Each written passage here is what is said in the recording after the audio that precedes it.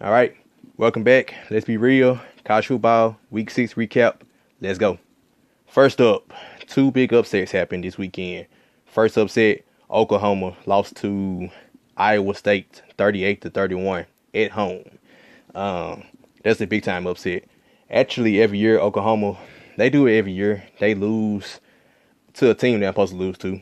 And we thought after they beat Ohio State wouldn't have been one of those teams, but we thought once they beat them, we was like, okay, they might. We believe, we thought that, I thought like, oh, maybe this year Oklahoma finally breaks through and get to the national championship or college football playoff in this case this year, and they lose to a team like Iowa State. I know a couple years ago, I don't think it was last year before last year, they lost to Texas. And Texas went their way. They still not good now. So they do it every year. I should have known better. So I wouldn't thought it'd been Iowa State. At the very least, I thought they would lost to a good team like TCU or Oklahoma State, or they would get upset by Texas again, who they played this week. So once again, Oklahoma proves to be a blowtorch. So next upset, Michigan State beat Michigan 14-10. I did not mention this game. This was actually the prime time game of the week, but I didn't mention it. I don't know why. I guess I don't mention it because it was Big Ten. Big Ten games are not usually the most pleasing to watch, but it was a rivalry game, so I probably should have mentioned it. I thought Michigan was going to beat them, but I didn't think they were going to blow them out either, because once again, it's a rivalry game. Michigan State wasn't good last year. They have been good lately, but last year they had a down year. They went 3-9, but they had won the Big Ten the year before, so I didn't know what to expect from Michigan State, and they're not ranked. They were 3-1. I don't know who their one loss was too, but come to this game, I thought Michigan would beat them. Even though Michigan starting quarterback was out, he was in the battle for the starting quarterback position and played in the first game, so they still didn't know who was gonna be the starter. So I didn't think that was gonna hurt them that much, and it did. Michigan State beat them 14-10. Defensive battle. Michigan State scored 14 points in the first half, and they couldn't even move the ball in the second half. So their defense literally won the game, and it was ugly conditions, rainy conditions. But either way, upset. Michigan was number 7 and Oklahoma was number 3. So both of their college football playoff chances took a huge hit this week, especially Oklahoma because of the team they lost to. I think Michigan State, they may be back good. Like I said, they won the Big Ten the year before last, so they may be back. And it's a rivalry game. Oklahoma lost to a team. Iowa State, they're not doing anything. They might make a bowl game, who knows? But yeah, that's my takes on the two upsets that happened. Now, time for the quick takes. This week I got 6 games.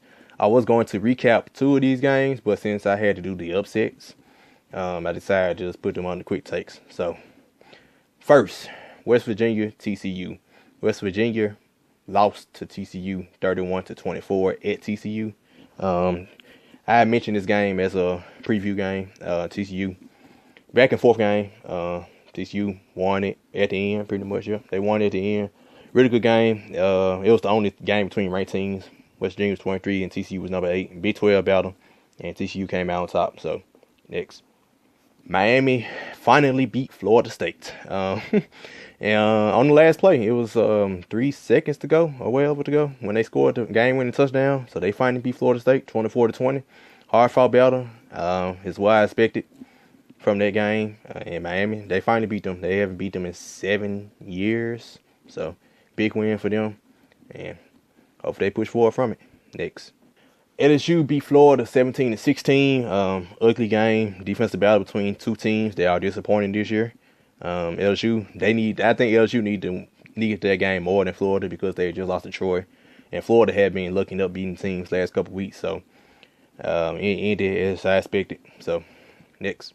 Louisville lost to NC State 39-25. Actually, this was the other ranked game, but they played Thursday night, so it was two matchups between ranked teams, but they played Thursday, and NC State beat them 39-25.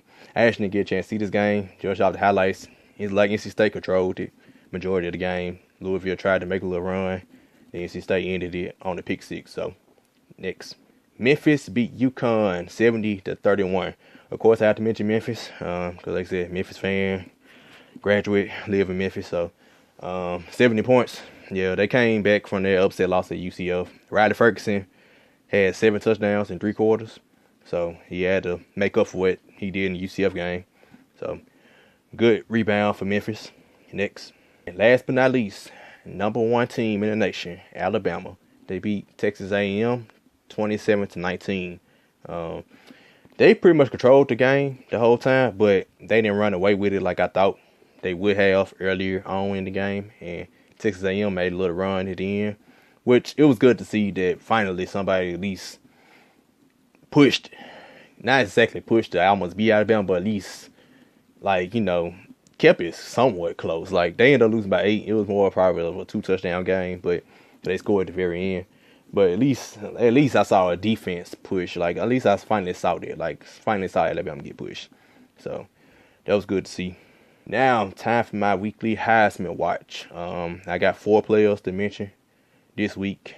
Like 1 or 2 last week. But this week, I'm going to mention Baker Mayfield from Oklahoma. His stock is dropping thanks to the loss to Iowa State. So you lose a game like that. He played pretty well. I don't know his stats right off the top of my head, but you lost to a team like Iowa State. They were 2-2, a team that you're not supposed to lose to at home. So his stock should be dropping. Lamar Jackson, he's probably dropped out of the race completely after they lost to NC State. There's 2 losses this year now. Also, he won last year. He kind of squeaked by at the end because he kind of fell off towards the end of the season. So the voters already kind of didn't want him to win again this year because he basically won last year based on the beginning of the season, and nobody else caught up to him. And coming to this year, they already trying to put pin folks in front of him. So you lose 2 games, and they already don't want you to win again. So you're pretty much out of it. So Nick Chubb, the running back for Georgia. Keep an eye on him. They haven't said much about him this year, and he's been great throughout his college career. He had that one bad knee injury 2 years ago, and last year he came back last season, but he was still recovering from it, and he had a pretty good year last year. So, like, he's back fully 100% healthy, and Georgia is undefeated, and Georgia look like they will stay undefeated until at least the Auburn game. After that, SEC championship game. So, keep an eye on Nick Chubb. And last but not least, Bryce Love for Stanford, the running back for Stanford. Keep a very close eye on him. He's similar to Saquon Barkley from Penn State. He's been dominating at running back. He actually has more yards than Saquon Barkley. He has the most yards in the country. But Stanford plays late. And I think they already I know they have 1 loss for sure to USC. They might have 2 losses too. I need to double check on that. But just keep a close eye on him. If Stanford lose too many games, of course, he's out of it. But as long as they only have 1. If they have 1 loss, he's definitely still in it. Maybe even 2, because I've seen Heisman winners. If you're that dominant as he's been, you still can win, even with 3 losses or whatever. So just keep a close eye on him also. Time for my Week 7 preview. I picked 3 games this week to keep an eye on. First game, Navy and Memphis. I was possibly going to this game, but I'm not sure yet as of now. So because it's an earlier start time now, so I don't know if I'll be able to make it. But I'll definitely be able to watch it if I can't make the actual game. I'll be able to watch it. So let's keep an eye on this one. Navy has the triple option attack. Memphis has had trouble beating them the last couple of years. And Navy is ranked now. They are number 25. So this would be an upset win for Memphis if they can pull it off. So Auburn and LSU. Auburn offense like that has gotten better. So I say just keep an eye on this one. LSU, they came through last week and beat Florida, so let's see if they can try and get a string together, get a run together, and possibly upset Auburn. They are at LSU, so just keep a close eye on this one. I expect Auburn to win, but keep a close eye on that game too.